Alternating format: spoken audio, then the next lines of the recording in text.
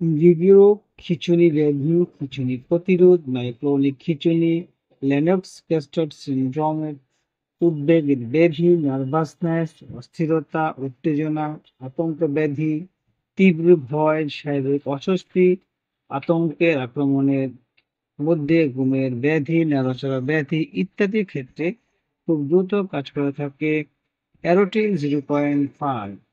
আসসালামু আলাইকুম, শামস মেডিসিন টিপসে আপনাদের সবাইকে স্বাগতম। আমি আবারও চলে আসলাম আপনাদের মাঝে নতুন একটি টপিকস নিয়ে। আজকে আমার টপিকস হচ্ছে অ্যারোটিল 0.5, যার জেনেরিক হচ্ছে ক্লোনিজিপাম। এটি আমাদের বিভিন্ন ব্যাধির ক্ষেত্রে, ঘুমের, আতঙ্ক, প্যানিক ইত্যাদি ক্ষেত্রে খুব দ্রুত কাজ করে থাকে। সুতরাং টপিকসটি শুরু করার পূর্বে আপনাদের কাছে আমার অনুরোধ, প্লিজ চ্যানেলটি সাবস্ক্রাইব করুন এবং ভিডিওটি আপনার টাইমলাইন থেকে শেয়ার করে দিন। এর ফলে হয়তোবা আপনি উপকৃত হতে পারেন অথবা আপনার প্রিয় মানুষগুলোর উপকারে আসতে পারে।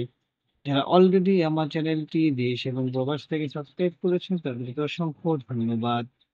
সুতরাং টপিকটি শুরু করার পূর্বে আবারও বলছি, প্লিজ চ্যানেলটি সাবস্ক্রাইব করুন এবং ভিডিওটি আপনার টাইমলাইন থেকে শেয়ার করে দিন।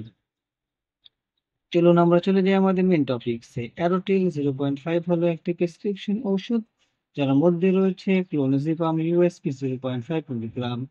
এটি এর অ্যান্টিকনভালসেন্ট, অক্সিওপলাইটিক, সিডেক্টিভ বৈশিষ্ট্যের জন্য ব্যাপকভাবে ব্যবহৃত হয়। অ্যারোটিল 0.5 এর সক্রিয় উপাদান হিসেবে রয়েছে ক্লোনজিপাম। ক্লোনজিপাম মস্তিষ্কের রাসায়নিকগুলিকে প্রভাবিত করে কাজ করে, যা উদ্বেগ, প্যানিক ডিসঅর্ডার, খিঁচুনি অবস্থার লোকদের মধ্যে ভারসাম্যহীন হতে পারে। এ পর্যায়ে আমরা বন্ধুরা জানবো যে অ্যারোটিল 0.5 কোন কোন ক্ষেত্রে ব্যবহার করা হয়। প্রথমে রয়েছে মৃগরোগ এবং খিঁচুনি ব্যাধি। এটি প্রাথমিকভাবে নির্দিষ্ট ধরনের খিঁচুনি প্রতিরোধ এবং পরিচালনা করতে ব্যবহার করা হয়, যেমন অনুপস্থিতি খিঁচুনি, মায়োক্লোনিক খিঁচুনি এবং লেনেক্স গ্যাস্ট সিনড্রোম ইত্যাদি। উদ্বেগ ব্যাধি। অ্যারোটিল 0.5 উদ্বেগের লক্ষণগুলি হ্রাস করতে কার্যকর। তার মধ্যে রয়েছে নার্ভাসনেস, অস্থিরতা এবং উত্তেজনা ইত্যাদি। এ পর্যায়ে রয়েছে আতঙ্ক ব্যাধি। এটি তীব্র ভয়, শারীরিক অস্বস্তি এবং আতঙ্কের আক্রমণের আকস্মিক পর্বগুলি নিয়ন্ত্রণ করতে সহায়তা করে থাকে।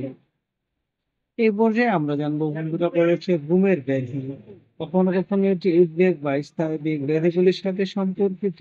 অনিদ্রা চিকিৎসার জন্য অফ লেভেলে ব্যবহার করা হয়। নড়াচড়া ব্যাধি।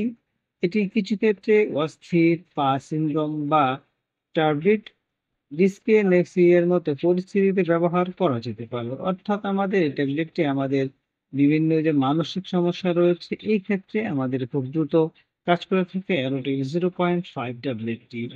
এ পর্যায়ে বন্ধুরা আমরা জানবো এই ট্যাবলেটটি কিভাবে আমাদের বডিতে কাজ করে, অর্থাৎ কার্য প্রক্রিয়া। ক্লোনজিপাম মস্তিষ্কে একটি প্রতিরোধমূলক নিউরোট্রান্সমিটার গামা অ্যামিনোগ্লুটামিক অ্যাসিড গাবা এর কার্যকলাপ বাড়ায়। গাবা এর প্রভাব বৃদ্ধি করে, এটি মস্তিষ্কের সংকেতগুলি অতিরিক্ত সক্রিয়তা হ্রাস করে, যা খিঁচুনি, উদ্বেগ এবং আতঙ্কের আক্রমণের কারণ হতে পারে। এই ক্রিয়া মস্তিষ্ক এবং স্নায়ুতন্ত্রের উপর একটি শান্ত প্রভাব ফেলে। এ পর্যায়ে বন্ধুরা আমরা জানবো এর ডোজ অথবা সেবন বিধি, অর্থাৎ এই ট্যাবলেটটি কিভাবে কখন খেতে হবে। সেবন বিধি: প্রাপ্তবয়স্কদের জন্য, উদ্বেগ বা প্যানিক ডিসঅর্ডারের জন্য স্বাভাবিক প্রাথমিক ডোজ হলো 0.25 মিলিগ্রাম থেকে শুরু করে 0.5 মিলিগ্রাম প্রতিদিন দুবার। রোগীর প্রতিক্রিয়ার উপর ভিত্তি করে ধীরে ধীরে সমন্বয় করা হয়। অর্থাৎ যাদের প্যানিক ডিসঅর্ডার উদ্বেগ রয়েছে সেটা তারা শুরু করতে পারবে প্রাথমিক ডোজ 0.25 মিলিগ্রাম, এবং এটা সে বাড়তে পারবে 0.5 মিলিগ্রাম পর্যন্ত এবং প্রতিদিন দুবার। এবং রোগীর এটার উপর কি প্রতিক্রিয়া হয় তার উপর নির্ভর করে এই ট্যাবলেটটি সমন্বয় করা হয়। শিশু ডোজ, ওজন এবং চিকিৎসার অবস্থা অনুসারে নির্ধারিত হয়, সাধারণত কম মাত্রায় শুরু করা হয়। তো যাদের শিশু রয়েছে, সমস্যা রয়েছে, সেটা কিন্তু ডক্টর কম মাত্রায় শুরু করে থাকে। চিকিৎসকের পরামর্শ অনুযায়ী অ্যারোটিল 0.5 গ্রহণ করা গুরুত্বপূর্ণ। চিকিৎসকের পরামর্শ ছাড়া ডোজ হঠাৎ করে বাড়ানো বা কমানো বন্ধ করা উচিত নয়, কারণ হঠাৎ বন্ধ করলে প্রত্যাহারের লক্ষণ বা খিঁচুনি হতে পারে। অর্থাৎ আপনি যদি চিকিৎসকের পরামর্শ ছাড়া এই ট্যাবলেটটি সেবন করেন তাহলে কিন্তু হঠাৎ প্রবলেম হতে পারে। অর্থাৎ আপনার খিঁচুনি বেড়ে যেতে পারে, অন্যান্য সমস্যা হতে পারে। সুতরাং হঠাৎ ছাড়া বা বন্ধ করতে চাইলে ডাক্তারের পরামর্শ অনুযায়ী বন্ধ করতে হবে বা ছাড়তে হবে। পার্শ্ব প্রতিক্রিয়া, প্রতিটি মেডিসিনের পার্শ্ব প্রতিক্রিয়া রয়েছে। সুতরাং ক্যারোটিন 0.5 তার ব্যতিক্রম নয়। পার্শ্ব প্রতিক্রিয়ার মধ্যে রয়েছে ঘুম আসা, মাথা ঘোরা, শরীর ক্লান্তি ভোগ করা, পেশি দুর্বলতা, স্মৃতিশক্তি সমস্যা, সমন্বয় সমস্যা ইত্যাদি। এ পর্যায়ে বন্ধুরা আমরা কিছু সতর্কতা বিষয়ে জানবো। অর্থাৎ কি কি সতর্কতা রয়েছে ক্যারোটিন 0.5 ট্যাবলেটের মধ্যে। বৃদ্ধ রোগীদের ক্ষেত্রে সাবধানতার সাথে ব্যবহার করা উচিত, কারণ পড়ে যাওয়া বা অবসাদের ঝুঁকি বেড়ে যায়। অর্থাৎ যেহেতু এটি ক্লোনাজিপাম ঘুমের সৃষ্টি করতে পারে, সেই ক্ষেত্রে যারা বৃদ্ধ রোগী রয়েছে তাদেরকে অবশ্যই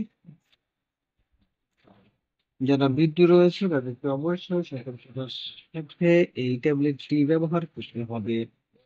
এ পর্যায়ে আমরা জানবো গর্ভ অবস্থায় এবং বুকে দুধ খাওয়ানোর সময় এটা খাওয়া যাবে কিনা। গর্ভ অবস্থায় এবং বুকে দুধ খাওয়ানোর সময় এই ট্যাবলেটটি সুপারিশ করা হয় না, যদি না একেবারে প্রয়োজন হয়। অর্থাৎ যারা গর্ভ অবস্থায় রয়েছে এবং বুকে দুধ খাওয়াচ্ছেন, যদি একেবারে প্রয়োজন না হয় তাহলে এই ট্যাবলেটটি খেতে সুপারিশ করা হয় না। সুতরাং এই দুই ক্ষেত্রেও ডাক্তারের পরামর্শ নিয়ে সেবন করতে হবে। সুতরাং আমরা বলতে পারি অ্যারোটিল 0.5 বা ক্লোনাজিপাম ইউএসপি 0.5 মিলিগ্রাম উদ্বেগ, খিঁচুনি এবং আতঙ্কজনিত ব্যাধি পরিচালনার জন্য একটি কার্যকর ঔষধ। তবে নির্ভরতা, সহনশীলতা এবং পার্শ্ব প্রতিক্রিয়ার সম্ভাবনার কারণে এটি সর্বদা একজন স্বাস্থ্যসেবা পেশাদারের তত্ত্বাবধানে ব্যবহার করা উচিত। এর নিরাপদ এবং কার্যকর ব্যবহার নিশ্চিত করার জন্য নিয়মিত পর্যবেক্ষণ, সঠিক ডোজ সমন্বয় এবং রোগীর শিক্ষা অপরিহার্য। অর্থাৎ এই ট্যাবলেটটি যখন আপনি খাবেন সেই ক্ষেত্রে অবশ্যই ডাক্তারের পরামর্শ অনুযায়ী খেতে হবে এবং এই ট্যাবলেটটি যদিও নিরাপদ কিন্তু ডক্টরের পরামর্শ ছাড়া এই ট্যাবলেটটি সেবন করা যাবে না। ক্যারোটিন 0.5 সম্পর্কে যদি আপনাদের কোনো কিছু জানার থাকে তাহলে আমাদেরকে কমেন্টস করে জানিয়ে দিন। আমরা আপনাদের কমেন্টস গুলো যথাযথ উত্তর দেওয়ার চেষ্টা করব। ভিডিওটি যদি আপনাদের কাছে ভালো লাগে এবং উপকারী মনে হয় তাহলে অবশ্যই শেয়ার করে দিন এবং আমাদের এই চ্যানেলের মাধ্যমে শুধুমাত্র রোগ এবং রোগের প্রতিকার মেডিসিন সম্পর্কে বলা হয়। অর্থাৎ কোন রোগের জন্য কোন মেডিসিন সেবন করতে পারবেন সেই কথা বলা হয়।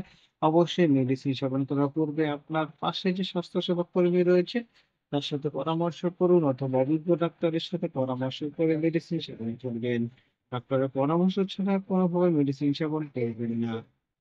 ভিডিওটি যদি আবারও বলছি, ভিডিওটি ভালো লাগলে আপনার টাইমলাইনে শেয়ার করে দিন। এর ফলে হয়তোবা আপনি উপকৃত হতে পারেন বা আপনার প্রিয় মানুষ যারা রয়েছে তাদের উপকারে আসতে পারে। সুতরাং আজ এ পর্যন্তই। আবার কথা হবে নতুন কোনো টপিকসে। সেই পর্যন্ত ভালো থাকবেন, সুস্থ থাকবেন এবং আমার সাথেই থাকবেন। লাইক, কমেন্ট, শেয়ার করে আমাদেরকে পরবর্তী ভিডিও বানাতে উৎসাহ প্রদান করুন। আপনার যদি নির্দিষ্ট কোনো টপিকস থাকে তাহলে অবশ্যই কমেন্টস করে জানিয়ে দিন। আজ এ পর্যন্তই। খোদা হাফেজ।